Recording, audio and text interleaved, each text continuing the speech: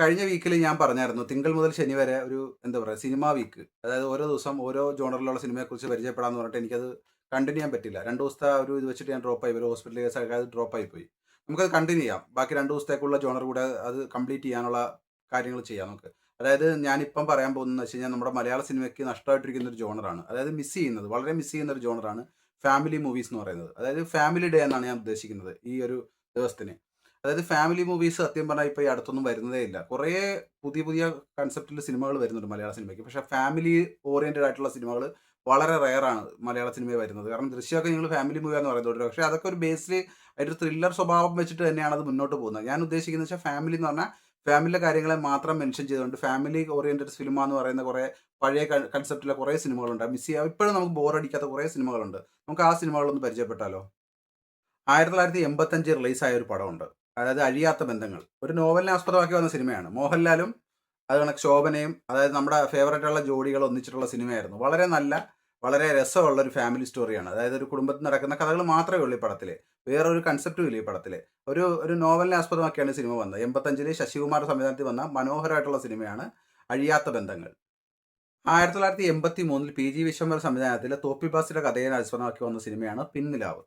അതായത് നമ്മുടെ മമ്മൂട്ടി നായകനായിട്ട് അഭിനയിച്ച സിനിമയാണ്. ഈ പടത്തിലെ പാട്ടൊക്കെ ഭയങ്കര ഫേമസ് ആണ്. നമുക്ക് ഓർത്താൽ നിങ്ങൾക്ക് അറിയാൻ പറ്റും ഈ പടത്തിലാണെന്ന് ചിലർക്ക് അറിയത്തില്ലായിരിക്കും. മാനേ മധുരക്കരിമ്പേ എന്ന് വെച്ചിട്ടുള്ള ആ പാട്ടില്ലേ, വളരെ ഫേമസ് ആയിട്ടുള്ള പാട്ടാണ്.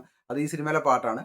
അതായത് ഒരു അച്ഛൻ്റെയും മകൻ്റെയും സ്നേഹബന്ധത്തിൻ്റെ കഥ പറയുന്ന വളരെ മനോഹരമായിട്ടുള്ള വളരെ എന്താ പറയുന്നത് ഒരു ഇമോഷണൽ ആയിട്ടുള്ള വളരെ ഇമോഷണൽ ആയിട്ടുള്ള ഒരു സിനിമയാണിത്.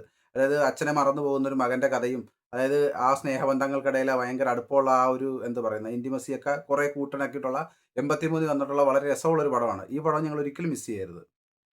ഫാമിലി മൂവീസിനെ പറയാൻ നേരത്ത് നമുക്ക് മിസ്സാകാൻ പറ്റാത്ത ഒരു പേരാണ് ജയറാം. ജയറാം ഏട്ടനെ ആ പേര് നമുക്ക് ഒരിക്കലും മിസ് ചെയ്യാൻ പറ്റില്ല. കാരണം അദ്ദേഹം ഒരു ഫാമിലി ഓറിയന്റഡ് ഹീറോ ആയിരുന്നു.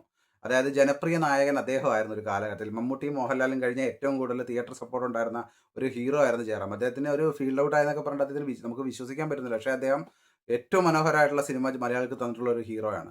അദ്ദേഹത്തിൻ്റെ ആ ഒരു സിനിമയാണ് ജോർജ് കുട്ടി കെയർ ഓഫ് ജോർജ് കുട്ടി. ഹരിദാസിന്റെ സംവിധാനത്തിൽ രഞ്ജിത്ത് തിരക്കഥ എഴുതിയ സിനിമയാണ് ജോർജ് കുട്ടി. അതായത് ജയറാമേട്ടൻ്റെ ഏറ്റവും ഫേവറേറ്റ് ആയിട്ടുള്ള ഒരു സിനിമയാണ് എനിക്കത്. അത് വളരെ രസമുള്ളൊരു സിനിമയാണ് ജോർജ് കുട്ടി കെയർ ഓഫ് ജോർജ് കുട്ടി എന്ന് പറയുന്നത്. അതായത് ഒരു കുടുംബത്തിൽ എന്താ പറയുന്നത് കല്യാണം കഴിച്ച് പോകുന്ന ആളെ കണ്ടിട്ടുണ്ട്. കല്യാണം കഴിച്ച് ഒരു ആണിന് പോകേണ്ടി വരുന്ന ഒരു സാഹചര്യം എങ്ങനെ ഉണ്ടാകുന്നുണ്ട്, അതുമൂലം ഉണ്ടാകുന്ന പ്രശ്നങ്ങളൊക്കെയാണ് ഈ സിനിമ കൈകാര്യം ചെയ്യുന്നത്. വളരെ വളരെ ബ്യൂട്ടിഫുൾ ആയിട്ടുള്ള ഒരു സിനിമയാണ്. ഈ പടം നിങ്ങൾ മിസ്സാക്കുക ചെയ്യരുത്. ഫാമിലി സിനിമ എന്ന് പറയുമ്പോൾ ഈ ഒരു സിനിമ നമുക്ക് ഒഴിച്ചു മാറ്റാനേ പറ്റത്തില്ല. കാരണം അത്ര ഫേവറേറ്റ് ആയിട്ടുള്ള ഒരു സിനിമയാണ് എനിക്കിത് പ്രത്യേകിച്ച്.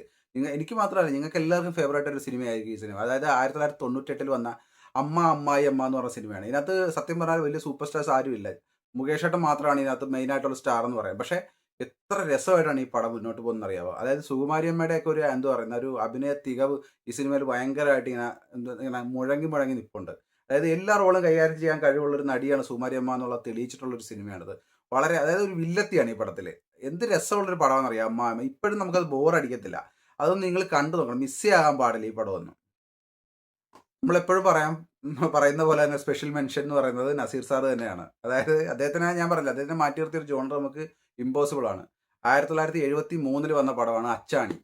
അതായത് ഫാമിലി ആയിട്ട് ബന്ധപ്പെട്ട് മാത്രം, അതായത് ഫാമിലിയുടെ നമുക്ക് മുന്നേ ഞാൻ പറഞ്ഞില്ല, നേരത്തെ പറഞ്ഞു ഫാമിലി മാത്രമാണ് ഈ കഥ. അതായത് സഹോദരങ്ങൾ തമ്മിലുള്ള സ്നേഹം, ഭാര്യയും ഭർത്താവും തമ്മിലുള്ള സ്നേഹം, ഇങ്ങനെ അതായത് ഈ ഒരു ജോണറിൽ മാത്രം എടുത്ത് വെച്ചിരിക്കുന്ന അതിമനോഹരമായിട്ടുള്ള സിനിമയാണ് അച്ചാണി എന്ന് പറയുന്നത്. ഈ അച്ചാണിയുടെ കോർ എടുത്തിട്ടാണ് നമ്മൾ വാത്സല്യം എന്ന് പറയുന്ന സിനിമയുടെ ഒരു കഥയിലേക്ക് മാറ്റിയിരിക്കുന്നത്. കാരണം ആ ഒരു കഥയായിട്ട് വളരെയേറെ സാമ്യമുണ്ട്. ഈ അച്ചാണിയുടെ കഥയായിട്ട് ഭയങ്കര സാമ്യമുണ്ട് വാത്സല്യം എന്ന് പറയുന്ന സിനിമയുടെ കഥ. അതായത് ഈ കോറിൽ നിന്ന് തന്നെയാണ് അത് അടിച്ചു മാറ്റി നല്ല ഇൻസ്പിറേഷൻ ആയിട്ട് എടുത്തിരിക്കുന്നത്. അച്ചാണി ഒന്നും നിങ്ങൾ മിസ് ചെയ്യാക്കരുത്. കാരണം നല്ല പടമാണ്. നിങ്ങൾ തീർച്ചയായിട്ടും കാണണം.